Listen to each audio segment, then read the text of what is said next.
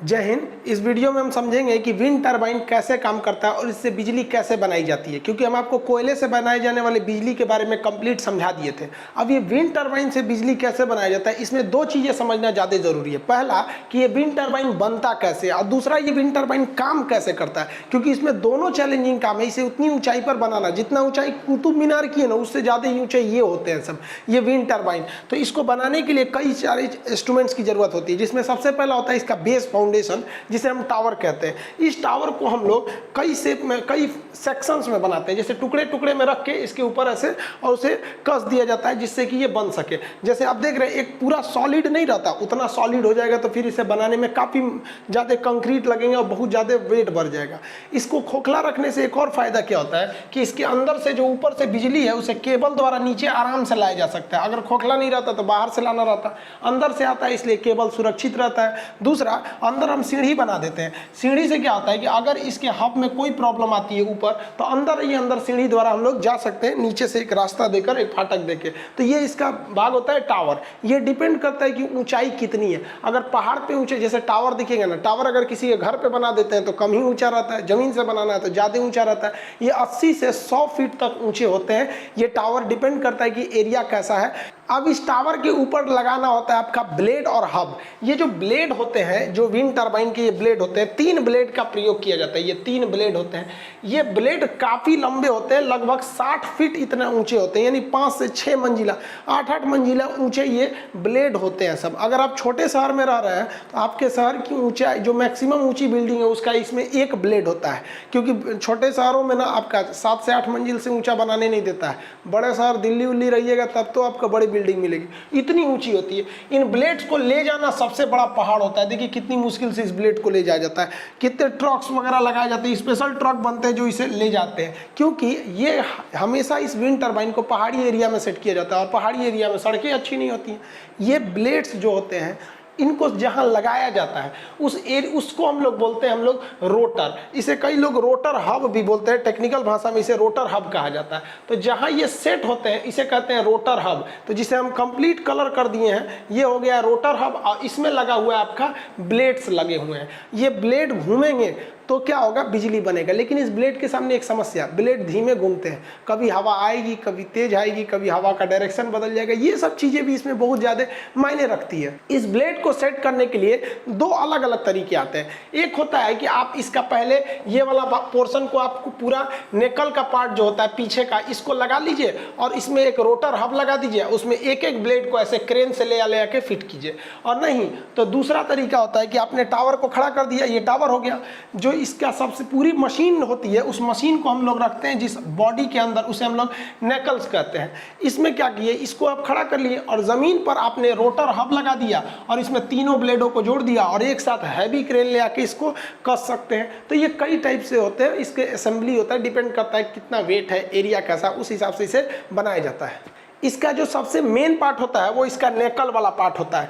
ये बहुत ही बड़ा पार्ट होता है। अगर आप इसको देखेंगे तो इसमें एक आदमी दिख रहे होंगे, 2 आदमी यहाँ दिख रहे हैं सर। ये बहुत बड़ा होता है, एक घर बराबर होता है। सोचिए इतना बड़ा होता है, मतलब 3 BHK का जो फ्लैट होता है ना, 3 कमरा वगैरह वगैरह, 3-3 कमरे बराबर इसका ये नेकल वाला पार्ट होता है, ये वाला पार्ट। इसमें हम लोग अलग, ये तो खोखला बना दिया जाता है, इसमें जो हैवी पार्ट्स को रखने होते हैं उसको क्रेन से उठा के रखा जाता है। जैसे आप देखिए ये वाला, तो ये इसका तो ये हो गया टावर, और ये हो गया इसका नेकल वाला पार्ट। इसमें एक आदमी है और ये क्रेन से उठा के इस मशीन को इसमें पुट किया जाएगा और ये सेटल करेगा उसका जगह कैसा है। तब इसमें आपको गियर बॉक्स रखना पड़ेगा, ब्रेक रखना पड़ेगा और उसके पीछे अल्टरनेटर को रखना पड़ेगा। यही वाला मेन पार्ट होता है, ये ही बिजली को बनाता है, और बाकी तो होते हैं वो घूमने के काम करते हैं। इस पार्ट को हम लोग नेकल के नाम से जानते हैं। अब इसके अंदर समझते हैं गियर बॉक्स कैसे काम करता है। देखिए गियर बॉक्स का काम क्या होता है, लो आरपीएम। आरपीएम मतलब क्या होता है, रिवोल्यूशन पर मिनट, लो आरपीएम। कोई चीज धीमी घूम रही है ना, उसको वो तेज कर देता है,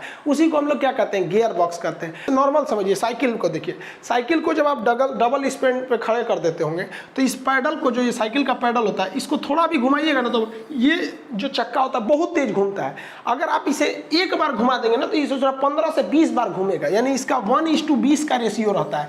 एक बार अगर आप इसको घुमा दिए तो वो 20 बार इसको घुमा देगा। और वही अगर चेन उतर जाएगा या अच्छा से काम नहीं करेगा, जाम चलेगा, तो जो बार इसको घुमाइएगा उतने बार ये चक्का घूमता है। तो कहते हैं बड़ी जाम चल रहा है, तो इसका सर्विसिंग किया जाता है यहाँ पर। तो वही काम करता है इसमें गियर बॉक्स। जैसे ये तो रोटर है, इसमें लगे रहेंगे ब्लेड, तो ये तो बाहर का हिस्सा है, इसमें ब्लेड लग जाएंगे। कई तो ब्लेड लगा दीजिए, यहाँ हम ऐसे ब्लेड लगा दे रहे हैं समझने के लिए। इसके पीछे ये साफ्ट होता है, साफ्ट उसे कहते हैं जो घूमने वाला रॉड होता है, ये साफ्ट, ये जुड़ा होता है इस गियर बॉक्स से। गियर बॉक्स वही काम करता है जो साइकिल का ये पैडल काम करता है, यानी अगर ये जितना घूमेगा उसकी स्पीड को ये बढ़ा देता है, आरपीएम बढ़ा देता है। इसका जो रेशियो होता है 1:90 का रहता है। अब सोचिए आजकल तो जो मॉडर्न आ गया 1:100 आ गया है, 1:100, यानी ये वाला जो विंड है अगर एक बार घूमेगा तो उसके अंदर वाला वो 100 बार घूम चुका रहेगा। अब आपको भले लगता है कि उसे ससुरा लुसुर लुसुर घूम रहा है, तो जो इंजीनियर बन के बीटेक किए हैं सब ना, हमारी ज़िंदगी को आसान इन इंजीनियरों ने किया है। भले आज इंजीनियरों की संख्या ज़्यादा होने की वजह से उन्हें ज़्यादा वैल्यू नहीं मिल पाती, लेकिन रियल में हमारी ज़िंदगी आसान इन इंजीनियरों ने ही बनाया है। तो जो धीमा धीमा आपको दिख रहा है, एक्चुअली में जितना दिख रहा है ना उससे 100 गुना अंदर ये वाला गियर बॉक्स उसको नचा देता है। सोचिए इतना ज़बरदस्त होता है, क्योंकि हवा जो होती है कभी धीमी चलेगी कभी तेज चलेगी। हवाओं का स्पीड कभी हो जाता है 11, कभी हो जाता है 90 किलोमीटर प्रति घंटा। तो इस टरबाइन को चाहिए मैक्सिमम स्पीड कितनी चाहिए, 80 किलोमीटर प्रति घंटा की चाहिए। तो यानी आप धीमा भी घुमाएंगे ना तो ये उसको क्या कर लेता है, तेज कर लेता है। लेकिन आंधी में तो ससुरा ये ऑलरेडी तेज हो जाता है। तो इसमें एक ब्रेकिंग सिस्टम लगा होता है, साइड में एक ब्रेकिंग सिस्टम लगा होता है, जो ओवर स्पीड होने पर उसको क्या करता है, ब्लेड को थोड़ा सा ये गियर बॉक्स में से स्पीड को घटा देता है। यानी इसके अंदर जो स्पीड जा रही है वो डिपेंड नहीं करता है कि बाहर हवा कितनी तेज चल रही है या ब्लेड कितना तेज घूम रहा है। अंदर का जो गियर होता है वो डिसाइड कर लेता है। आप भी गाड़ी चलाते होंगे तो स्पीड बढ़ाना होता है तो क्या करते हैं, जोर से उठते हैं, हाँ, अरे गियर चेंज करते हैं, 4 के गियर में लगे तो नहीं, उतने उठिएगा तो बहुत तेज भाग जाता है। तो गियर बॉक्स जो होता है आरपीएम को बढ़ाने घटाने का काम करता है, जबकि ब्रेकिंग सिस्टम जो होते हैं वो क्या करता है, ओवर स्पीड में इसके ब्लेड्स की गति को थोड़ा सा धीमा कर देता है ब्रेक लगाकर। इस तरह से जब गियर बॉक्स के पीछे का जो साफ्ट लगा है ये है आपका जनरेटर, इसे अल्टरनेटर भी कहिए या जनरेटर कहिए, ये घूमेगा। आपको पता है कि इसके बाहर में एक मैग्नेट है और अंदर एक छोटा सा मैग्नेट है। इस छोटे मैग्नेट में ये साफ्ट जुड़ा हुआ है। छोटा मैग्नेट घूमेगा तो इसमें इंडक्शन के फ्लक्स उत्पन्न होंगे और बिजली पैदा हो जाएगा। तो पीछे का ये अल्टरनेटर जो है ये क्या बना देता है, बिजली बना देता है। तो यहाँ पर ये बिजली बनकर कंप्लीट हो जाती है। इस बिजली को अब बस क्या करना है, यहाँ जो बिजली बनी हुई है इसे हमको केबल्स की मदद से नीचे भेज देना है। ऊपर बिजली बन गई, लेकिन यहाँ एक समस्या आती है, हवाओं का जो डायरेक्शन होता है कभी बदल जाता है, कभी पश्चिम से बहने लगता है कभी पूरब से बहने लगता है। स्पीड को तो हमने गियर बॉक्स से मैनेज कर लिया कि स्पीड कम आएगा तो गियर बॉक्स उसको 90 से 100 गुना बढ़ा देता है, और अगर स्पीड बढ़ गया तो क्या होता है, ब्रेकिंग सिस्टम स्पीड को कम कर देता है। तो स्पीड का प्रॉब्लम खत्म हो गया। अब प्रॉब्लम आ गई है डायरेक्शन का। तो डायरेक्शन को मैनेज करने के लिए जो इसका नेकल वाला पोर्शन होता है, ये पोर्शन नेकल कहते हैं इसे, इसके पीछे हमारा एनीमोमीटर लगा होता है। आप इसे देख रहे होंगे, इस तरह से एनीमोमीटर लगा होता है। ये एनीमोमीटर हवाओं के डायरेक्शन को देखता है। आप देखते होंगे हवाओं की गति को नापने वाला एनीमोमीटर लगा होता है। इस डायरेक्शन में इस तरह से कटोरी बनी रहते हैं सब एनीमोमीटर। ये एनीमोमीटर हवाओं के डायरेक्शन को देखता है और इस हिसाब से इसके पूरे ये गर्दन को, ये ऊपर वाला जितना पोर्शन है ना, नेकल वाला पोर्शन, इस पूरे गर्दन को ये घुमा देता है, पूरे के पूरे गर्दने को घुमा देता है। तो ये जहाँ से घूमता है ये नीचे वाला पोर्शन, इसको हम लोग कहते हैं यॉ।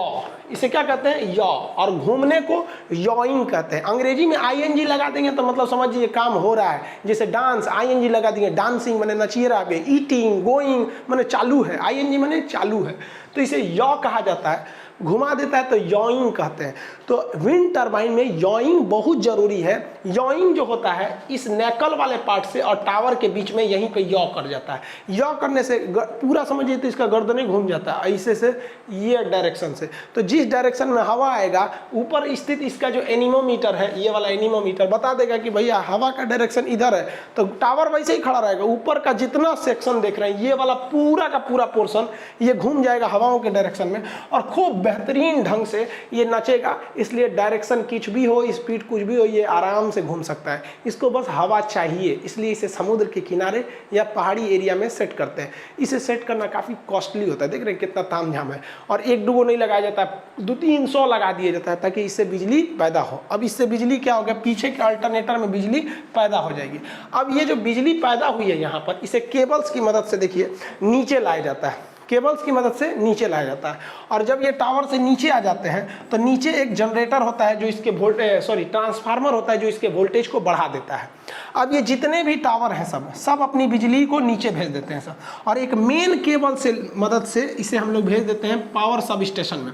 सब स्टेशन में इस बिजली को कनेक्ट करके इसे बिजली ग्रिड पर भेज दिया जाता है। आपको एक वीडियो में हम बिजली का ग्रिड बता चुके हैं, डिस्ट्रीब्यूशन लाइन समझा चुके हैं, सब स्टेशन का कंप्लीट चीज समझा दिए हैं। साथ ही ये भी बता दिए थे कि कोयले से बिजली कैसे बनती है, बॉयलर की मदद से। यहाँ आप देख लिए कि कैसे बिजली इसके मदद से बनती है।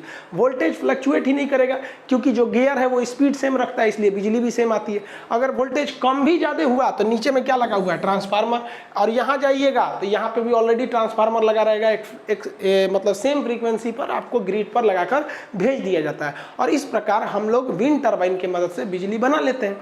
इसकी सबसे बड़ी खराबी यही होती है कि बहुत ज़्यादा कॉस्टली होता है, और दूसरा इसे हर जगह इंप्लीमेंट में नहीं लिया जा सकता है। यूपी, बिहार या नॉर्थ इंडिया में कम यूज होते हैं, लेकिन वही पहाड़ी एरिया में जाएंगे, हिमाचल प्रदेश या फिर कोस्टल एरिया में, वहाँ इसका ज़्यादा यूज होता है। इससे कई सारे लॉस भी होते हैं, लेकिन लॉस उतना ज़्यादा नहीं है क्योंकि ये पर्यावरण प्रदूषण को बहुत ज़्यादा बचा देता है। अब कुछ पर्यावरणविद कहते हैं कि इससे पक्षी मर जाते हैं।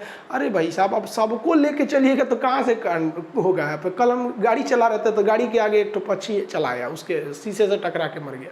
तो उसके लिए क्या आप हमें जिम्मेदार कहिएगा? नहीं ना, कोई जानबूझ के थोड़ी करता है। तो ये पक्षी भी कुछ टकरा के मर जाते हैं। तो कुछ लोग कहते हैं कि पक्षी को बचाने के लिए विंड टर्बाइन बंद कर दीजिए। अरे भैया, इसको बंद करेंगे तो कोयला से बिजली बनाएंगे तो प्रदूषण से हम लोग मर जाएंगे। 100% कोई भी चीज़ अच्छी नहीं होती, कुछ ना कुछ तो साइड इफेक्ट पड़ते हैं।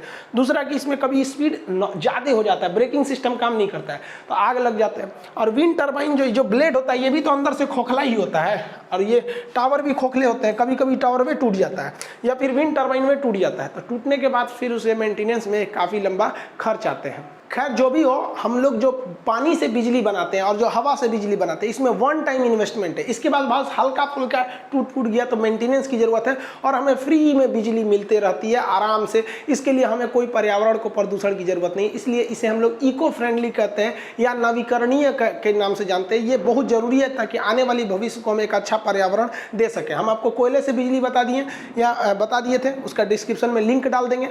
और ये हम हवा से बिजली बनाना आपको बता दिए। आगे आप कहेंगे तो हम बिजली पानी से कैसे बनती है उसको समझा देंगे, फिर परमाणु बिजली घर से कैसे चलती है उसको समझा देंगे।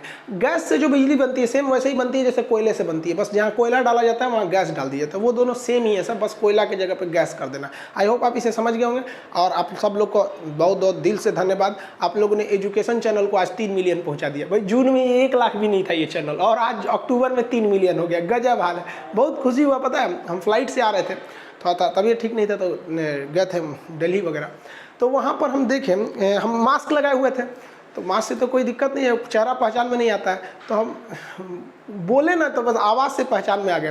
तो उसमें स्पाइस जेट की फ़्लाइट थी, उसमें एयर होस्टेस कह रही है कि आप खान सर हैं? हम कहे हाँ हम वही हैं। तो कह रही सर हम आपका वीडियो देखे हुए हैं, 6-7 वीडियो आपने जहाज़ के ऊपर बताया, तो हमने कई वीडियो बनाए जिसमें जहाज़ के पार्ट्स वगैरह को बनाया। आप सब लोग का तहे दिल से धन्यवाद। और वीडियो कुछ लेट हो गए थे स्वास्थ्य की वजह से, अब कंटिन्यू वीडियो रहेंगे। अब एक भी दिन हम गैप नहीं करेंगे, कोशिश करेंगे एक भी दिन गैप ना हो। अब आपको वीडियो कंप्लीट मिलते रहेगा। फिर से आप लोग का धन्यवाद। आपने खान जी रिसर्च सेंटर परिवार को आज 30 लाख का परिवार बना दिया, इतनी बड़ी जिम्मेदारी दे दिया। बहुत बहुत धन्यवाद। मिलेंगे अगले क्लास में। जय हिंद।